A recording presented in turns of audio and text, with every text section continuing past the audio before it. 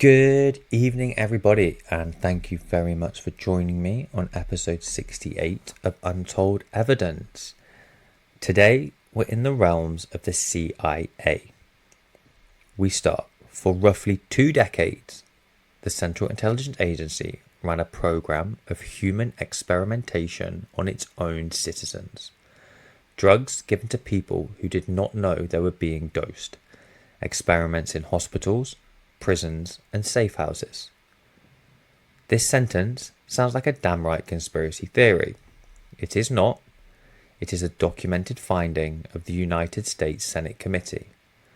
The program had a name, Project MKUltra.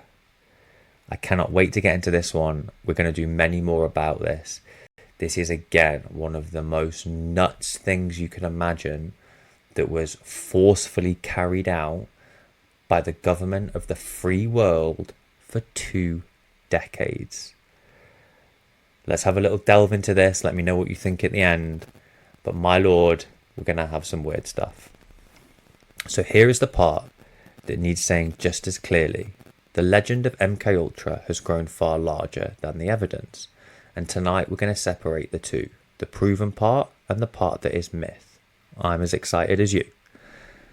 MKUltra began in early 1950 under the direction of CIA leadership and was closely associated with the chemist Sidney Gottlieb.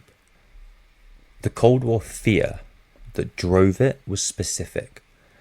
American officials believed, rightly or wrongly, that hostile powers might be developing ways to control the human mind, to extract information, to break a prisoner, to program a person. And the CIA's response was to not wait and find out. It was to try and get there first. So MKUltra became an umbrella. Underneath it sat a sprawling network of sub-projects scattered across universities, hospitals, clinics, and even prisons.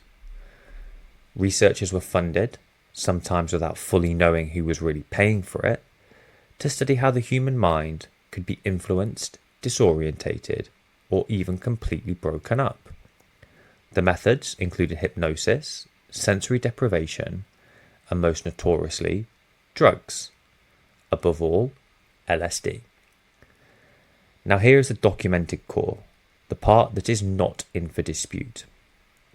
Under MKUltra, the CIA administered powerful drugs to human subjects who had not given informed consent. In some cases, subjects had no idea they'd been dosed at all.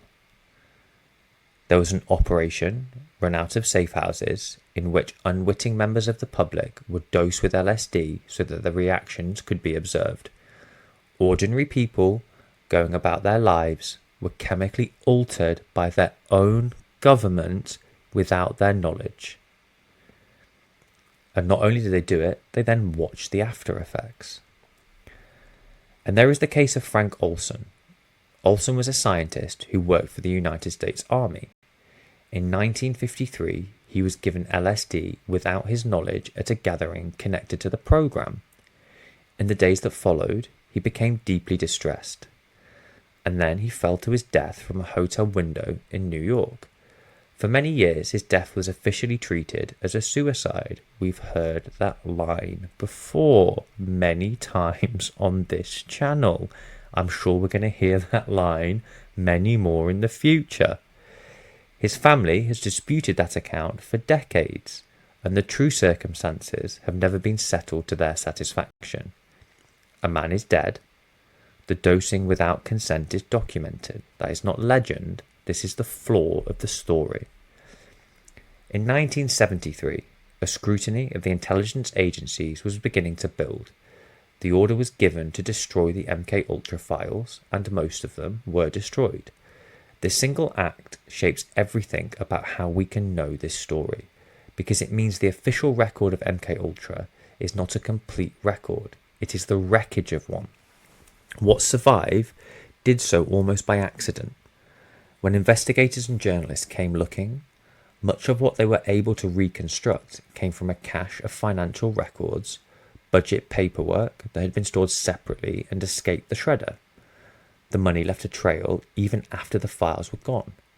The program was then dragged into the light by two major investigations in the mid-1970s: the Church Committee in the Senate and the Rockefeller Commission. They confirmed the existence of the program, its human experimentation, and the destruction of its records.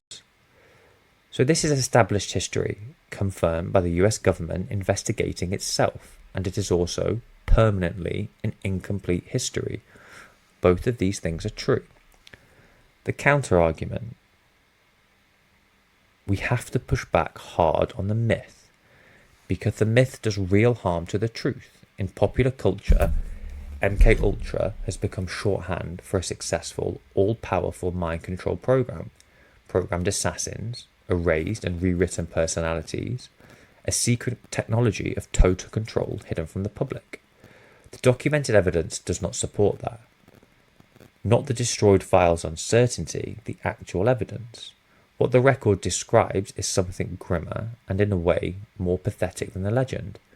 It described a program that was often scientifically incoherent, cruel, unethical, and frequently incompetent, chasing a goal, the reliable control of the human mind, that it was never achieved because, as far as anyone can tell, it is not achievable by the means they were using.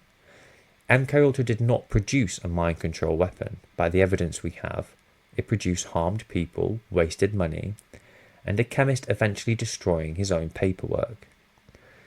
And it is worth being honest about why the myth is so seductive. The destroyed files create a vacuum, and a vacuum invites the imagination to fill it. Every gap in the record becomes a place where the legend says, but that is where the real program was. This is not evidence, this is the shape of a missing document mistaken for a monster. So hold it precisely. The crime is real, unwitting experimentation done on humans by an intelligence agency on its own population, with at least one death entangled into it, confirmed by Congress. That in itself is enormous, and it's potentially enough. It does not need the science fiction version bottled on top. And the science fiction version, by going too far, makes it easier for people to wave the whole thing as a fantasy. The myth is the cover story, the truth never asked for. Now, I do really appreciate this. I'm a long believer in a lot of conspiracy theories are filled with 20, 30, 40% of nonsense to throw off the 30, 40, 50, 60% of truth. It is really hard to distinguish what is true and what's not. But just as I find remote viewing almost impossible to conceptually accept, yet there is heavy documentation to support it, I feel the same with MKUltra. If the techniques used were mastered, there is no way in my eyes that a democratic free government or even a tyrannical dictatorship would ever publicly say it works. I cannot think of a single scenario where any official would verify its existence and its efficiency. Now, for those who watch the channel, I assume that you are in the UFO and alternative history world. MKUltra is a leading pillar of this because of the potency it is alleged to have. Now, whereas the counter-narrative makes lots of sense, there is always going to be rumour and exaggeration to diminish what is true, to try and make it all seem nonsense. But this is where I'd really like to hear you in the comments, because what have you heard about MKUltra? We will definitely be doing another episode with it, because I think this myth and legend runs so much deeper, and just like remote viewing, to me it is inconceivable it stopped.